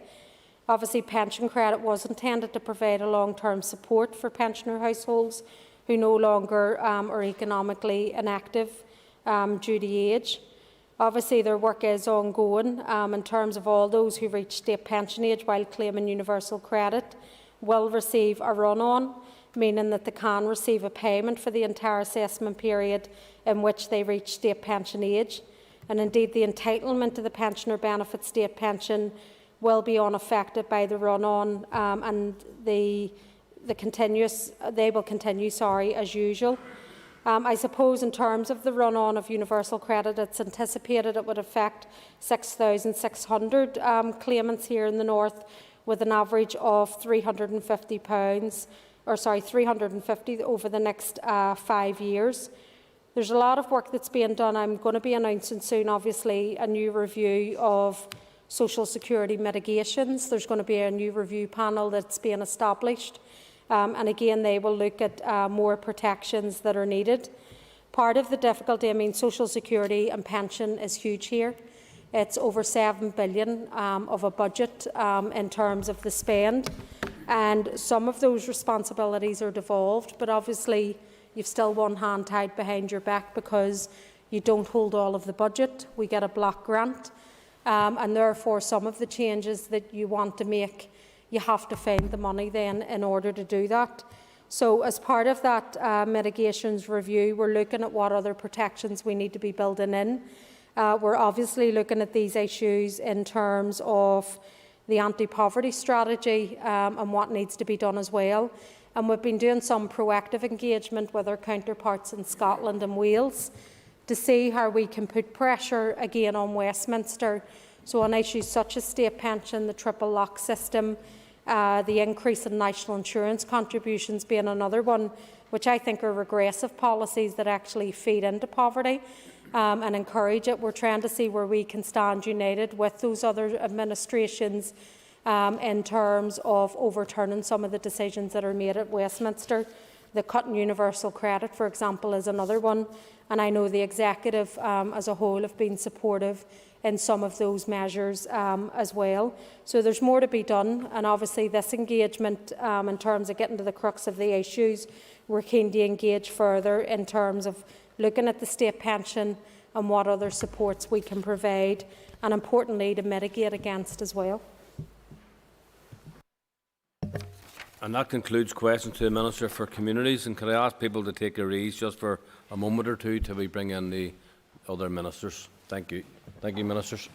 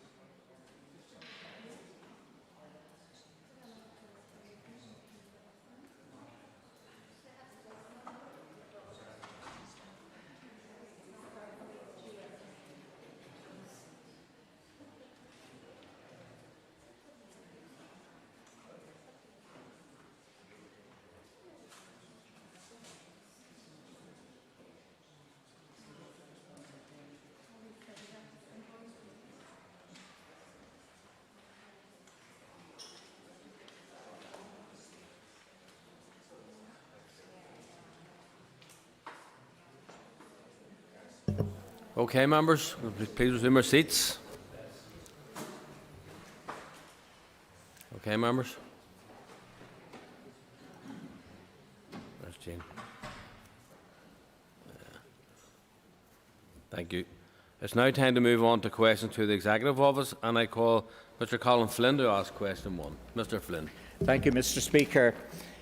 I would like to ask the junior ministers how they will ensure Northern Ireland is preparing and planning for an ageing population. Minister. Thank you, Mr. Speaker. And like the previous ministers, I want to take this opportunity to thank everybody for coming along today, and thank you for the opportunity to attend the session today and to address these important issues. In terms of preparing and planning for an ageing population, the Northern Ireland Executive is currently undertaking and is at the final stages in the development of its new strategic outcomes-based programme for government. The programme for government aims to improve the quality of people's lives throughout Northern Ireland. This includes how best to provide for the health and social care needs of our ageing population, alongside how to improve and promote positive attitudes to older people, as well as tailoring support to enable them to enjoy better health and active lifestyles. We recognise that government does not work in isolation towards addressing the needs of our ageing population, or indeed any section of our society. We want the new programme for government to be one which recognises and responds to the challenges and works with different strands of public policy to make lives better for all of our people. I want to reassure you that ongoing civic engagement and co-design with groups like those represented here today will be an important feature of the Executive's approach, and we value your support and input to address these issues. Thank you, Mr. Speaker. Thank you, and I call Mr. Flynn to ask a supplementary question. Like the rest of the world, Northern Ireland is experiencing demographic shifts in terms of ageing society. By 2028, Northern Ireland is projected to have more people over 65 years old than children under 15. Figures indicate that there are over 39,000 people over 85 years of age, 80,000 older people living alone, and at least 15,000 carers over the age of 70. Older people have told us that they are unhappy that the programme for government does not contain a specific outcome on ageing and older people, and believe older people are not viewed as a priority by the Executive. What assurance can you give older people that they and the demographic changes taking place are a priority for the Northern Ireland Executive? Minister. Thank you, Mr. Speaker, and can I thank the member for his question. I want to reassure him that we very much value our older population. I recognise that as we continue to prepare and plan, that we do have a changing population, a changing ageing population, and that very much will require cross-departmental working across health and infrastructure, economy and justice. And the Executive is very much committed in that respect. And what we will confirm and we will work towards is ensuring that as we progress with the programme for government, that we involve all of the groups that are included here today. It is important that we listen to the views, this engagement that we have here, but ensure that, regardless of what is in the programme for government, as important as that is, we need to see action and we need to see outcomes. And I want to commit to that on behalf of the Executive Office. We move on now to question 2, and I call Mr. Michael Monaghan. Mr. Monaghan. Thank you, Mr. Speaker. To ask the Minister what steps have been taken to ensure legislation is in place to prevent age discrimination in the provision of goods, facilities and services. Minister. Can I thank the member for the question? The Executive are committed to taking forward legislation to extend protection from discrimination on the grounds of age. A public consultation on proposals to extend age discrimination legislation to the provisions of goods, facilities and services took place in 2015. The consultation did indeed attract significant interest. A decision on the way forward, however, was not taken before the end of the last Assembly mandate. The issue does require further work to inform the next steps, including the scope of any future legislation. Unfortunately, given the effects and the impact of the recent pandemic and the limited resources, we have not been able to progress this work. That being said, we do continue to engage across the Executive to try and progress these very important issues. Mr. Monaghan, supplementary. Thank you, Minister, for that statement and that commitment. Now, you know this has been a long-standing issue. The commitment was first given in 2012 at the Pensioners Parliament by your predecessor, as junior ministers, and then there was a copper-bottomed guarantee given by the First and Deputy First Minister in February 2015. And of course, it's also in the new decade, new approach. Right? So I would like to push you a little bit further in terms of we need, and I think everyone would agree here, a time frame for what you're going to do. And my question to you would be, given the previous commitments and the amount of work that's already been done, would it not be reasonable to expect that legislation would be in place on this issue by June 23, right? Now that's 1 year into the next mandate. No, so we would really dearly like to get a time frame for this, because it cannot keep on just repeating year after year, and it's one of the key issues for older people. Thank you, Mr. Speaker, and can I thank the member for his question, and I do share very much your frustration around this issue.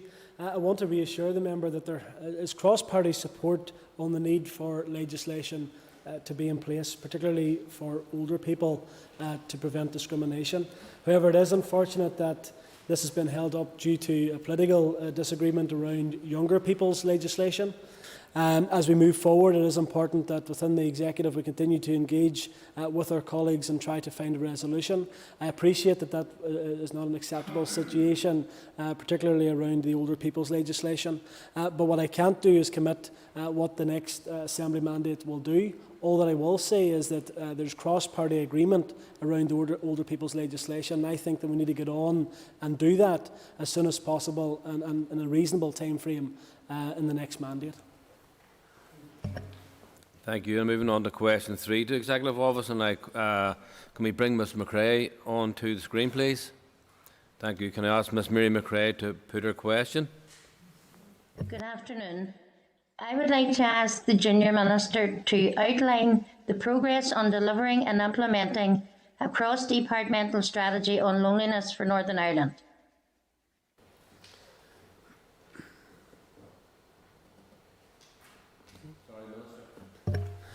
Thank you, Mr. Speaker. Can I thank the member for that question? The impact of loneliness cannot be underestimated. It is a normal human emotion that almost all of us will experience at some point in our lives. And of course, there are particular challenges for older people who are more likely to live alone and less likely to be internet and online users. It is fair to say that over the past year to 18 months, many of us have come to appreciate and better understand the short and longer term impact loneliness can have on overall health and well-being. And it is in relation to overall health and well-being that we need to prioritise the need to address loneliness. To this end, the programme for government aims to promote positive mental health and well-being and address social issues, risk factors and environmental impacts such as social isolation and loneliness. The well-being approach taken by the programme for government should therefore act as a catalyst in establishing support measures to tackle issues such as loneliness. Can I ask Ms McRae to ask her supplementary question? During the pandemic, through lockdown, shielding or self-isolation, we have all been separated from family, friends, neighbours or colleagues. So we understand how loneliness feels. It's a normal human emotion. But chronic loneliness, when someone always or often feels this way, affects 1 in 20 people in Northern Ireland, many of whom are older people. I'd like to ask the Junior Minister if the Executive Office would consider putting loneliness champions in place in all departments and non-departmental public bodies to support the implementation of a loneliness strategy. Minister. Thank you, Mr. Speaker. Can I thank the member? And I can assure the member we will absolutely take that on board, and I will feed that back to the Executive Office and my colleagues in the Executive, particularly around the issue of loneliness champions. In addition, I just wanted to mention as well, in terms of addition to the work being developed with the programme for government, there are a number of other areas where the Executive have tried to assist in addressing loneliness and isolation. So one of the key themes of the Rural Society Project Board, chaired by the Department for Agriculture, Environment and Rural Affairs, is to address loneliness in rural areas. An executive working group has also been set up in terms of mental well-being, resilience and suicide prevention. It has been established and provides a forum for considering issues that impact on mental health and well-being, such as loneliness. Work is ongoing to improve the provision of community support programmes as well, and volunteering infrastructure, which create the conditions for greater connections between individuals and communities and helps bring together people to reduce loneliness and social isolation. So, whilst Northern Ireland itself doesn't have a specific strategy to address loneliness and social isolation, it features in many areas of our work. It is important that we recognise this is also a cross-cutting issue which it has recognised that no one organisation can tackle working alone. We therefore value the opportunity provided by events like this today, when we can hear first-hand your issues and concerns, and your input will very much be valued as we seek to go forward. Thank you, Mr. Speaker. Thank you, Minister Middleton, and that concludes questions to the Executive Office. It's now time to move on to questions to the Minister for Infrastructure, and I call Mrs Anne Watson to ask question 1, please. Mrs Watson. Thank you. To ask the Minister for Infrastructure whether the 60+ Smart Pass and the senior 65+ Smart Pass will be retained. And I call on the Minister for Infrastructure to respond, please.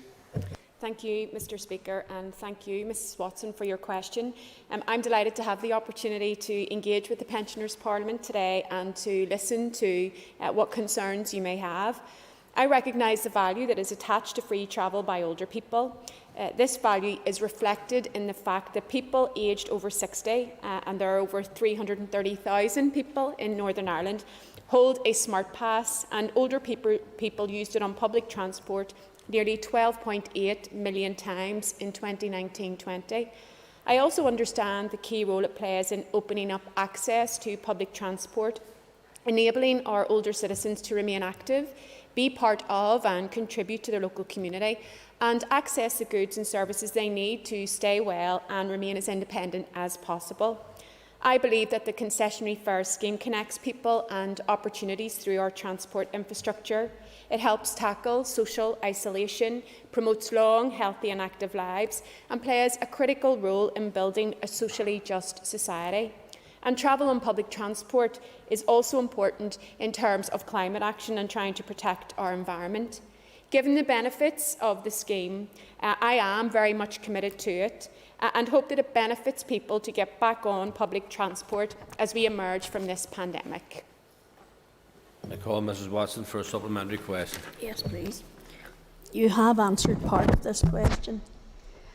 Free, accessible transport is a lifeline for many older people, enabling them to remain active, be part of their local community, and access the services they need to stay well and remain as confident and independent as possible. And could I just add that if they take it away, the Health Minister would need to get 2 or 3 helpers, because he'll need as much help as he can, because there'll be a lot more people who'll need it. Minister. And my question: the Minister outlined the measures her department will take with the range of transport providers to reassure older people and encourage them to travel again, now that restrictions have been eased. Thank you. Minister.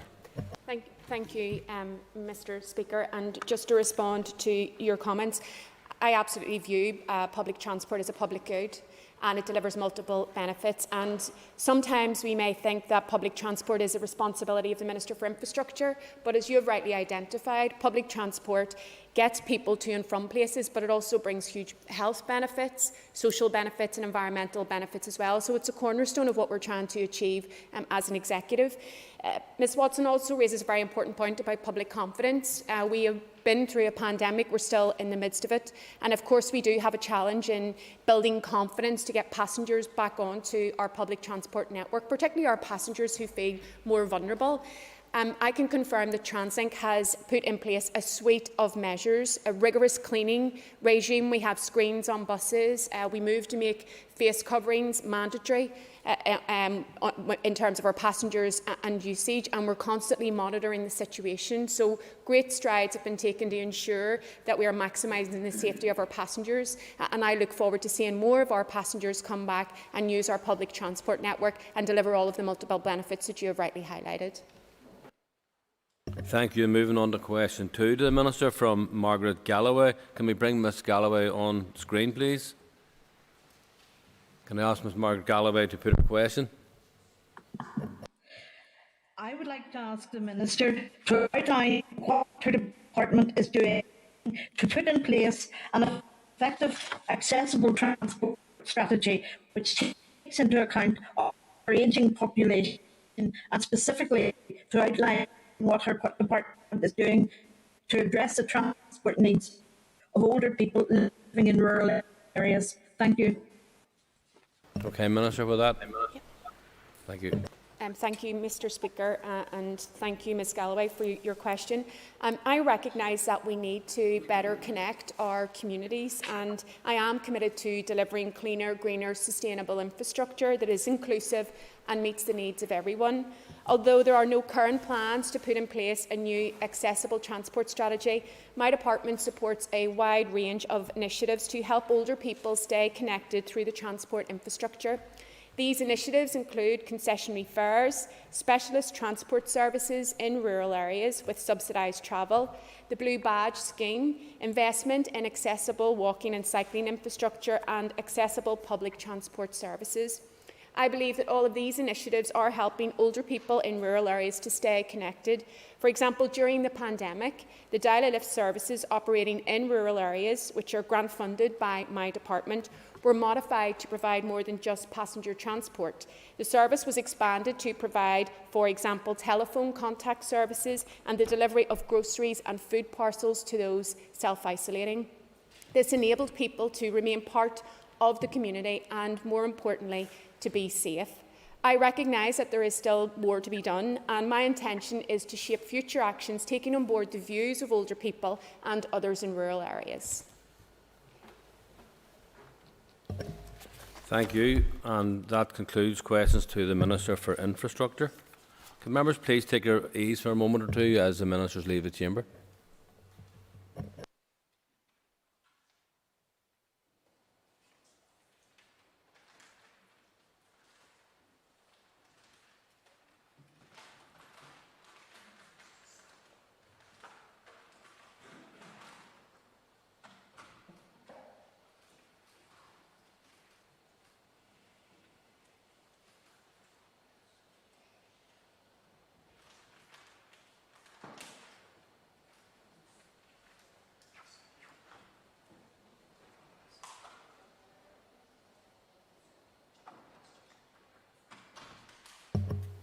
Okay, members, that does conclude this session of question time for the Pensioners Parliament.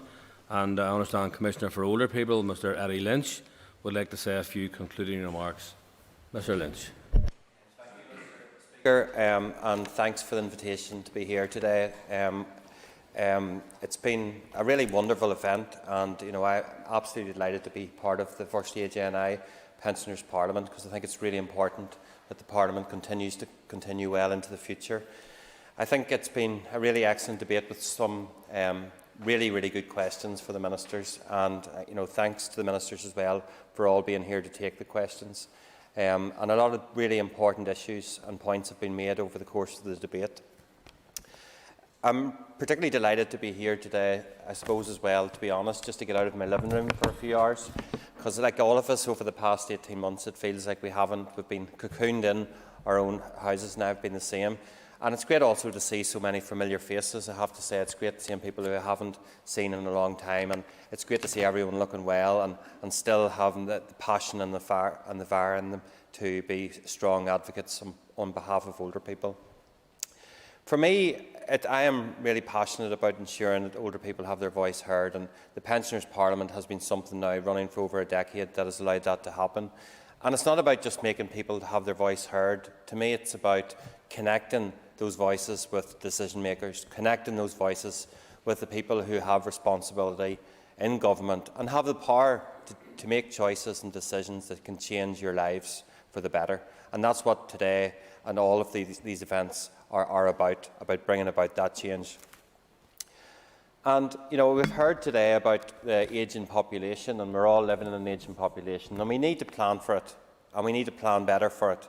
And a central part of planning well is to listen to older people, listen to people's experiences, and get government to react to that and build that into good policy making. That's the only way we can go forward to have a better system and making Northern Ireland a better place to age and to grow old. And that's why today is also very important. Age Sector Platform started the Pensioners Parliament back in 2010, and the strapline that our members came up with then was speaking from experience. And I think that strapline has, remains as relevant today as ever before, because for me, in my role as Commissioner, nothing beats hearing people on the ground, hearing about what their experiences are. And that's the value about events like this. We're hearing real-life views and experiences of older people. What's good about services, what are bad, ideas for improvements going forward, and that's all really, really important. I will certainly be picking up a number of these issues today. I recognise a lot of the issues being raised today, and I also recognise a lot of these issues have been ongoing for some time, and I certainly will give my commitment today as Commissioner to do everything in my power to push these issues on going forward. Some of the issues that have been raised today, and I'm a bit disappointed maybe the ministers didn't stay on. My fellow member Colin Flynn made the point about the lack of a high-level outcome in the programme for government. Absolutely essential point going forward, and I'm actually having a series of meetings this week and next week with all the political parties to make it clear that you're absolutely right. Older people don't feel that they're a priority unless they have a high-level outcome in that programme for government. There needs to be. The ageing population is one of the big challenges and opportunities of our time, and that needs to be reflected. And what I'm saying is that every party going into the election next year or before, if they're looking at your vote, they need to give cast-iron commitments that they have the needs of older people at the forefront of their party's views. So I think that's really important. And as well as that, the issue that Michael Monaghan rightly mentions, it would be remiss of me to point out that the fact that we're still waiting on age discrimination legislation in 2021, which is absolutely disgraceful. It doesn't happen. The rest of the UK have it, the Republic of Ireland has it, Northern Ireland remains the only part of these islands that doesn't have that in place. And I want to just make one point, that during the last 18 months of the pandemic, I have worked closely with the Welsh Commissioner, Age UK, Age Scotland, Age Cymru, and I have to say that on a number of occasions we signed joint letters to governments across the UK, and a number of times we referenced the goods, facilities and services legislation, which was really useful in arguing our case around things like developing criteria for admission to hospital at the start of the pandemic, life and death stuff, and I was very happy to piggyback on the back of that letter, but I shouldn't have to. That legislation needs to be in, and it needs to be a commitment from parties going into next year's election. I'd like to finish just by thanking a number of people. I want to thank AgeNI for taking up the baton of the Pensioners' Parliament. It would have been a travesty if we had seen it collapse and disappear. So I really congratulate them on taking that up, and to ensure that the flame of the Pensioners' Parliament will continue to burn brightly going forward. And I'm confident it will. And it's great to see so many people still actively involved in it, because so many people around this room have been instrumental in the development of this Parliament and have supported it throughout its lifetime, and continue to be strong advocates for older people and bringing the issues right to the seat of power. I'd also like to thank you, Mr. Speaker, for chairing the event today and for making this event happen. I know it doesn't happen easily, and particularly in the times that we're in. So I'd like to thank you and all the Assembly team and all the staff here for making it happen and happening in a safe manner. It's really appreciated by, I know, all the older people here today.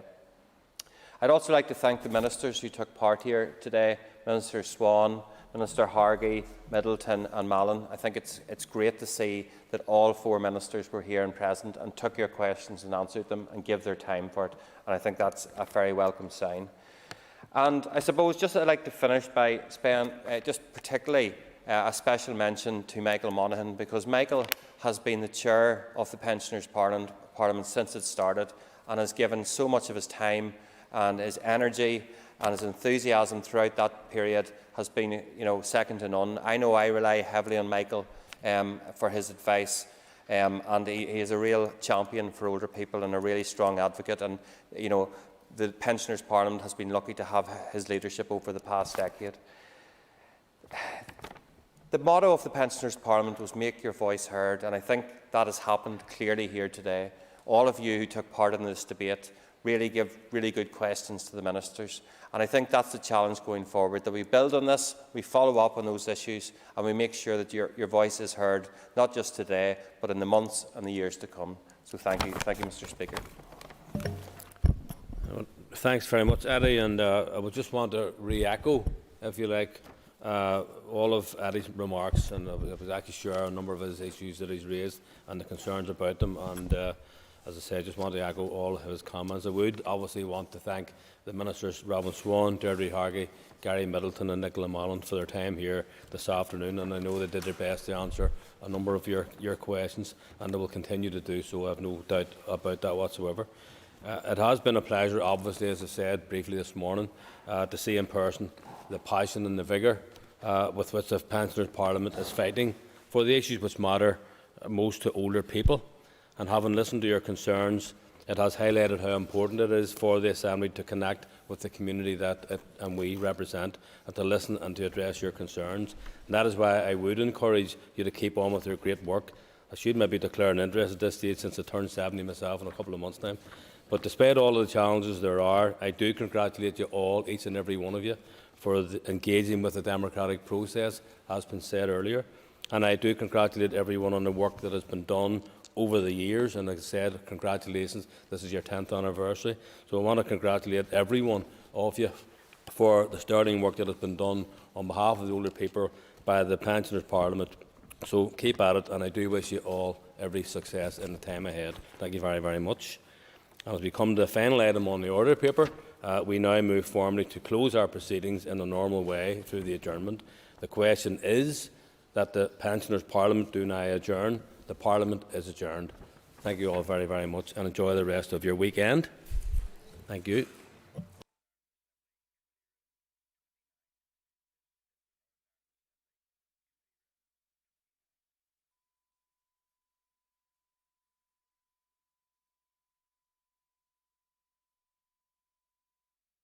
The Northern Ireland Assembly Plenary Programme signed. This is the Northern Ireland Assembly Plenary Programme signed. This is the Northern Ireland Assembly Plenary Programme signed. This is the Northern Ireland Assembly Plenary Programme signed.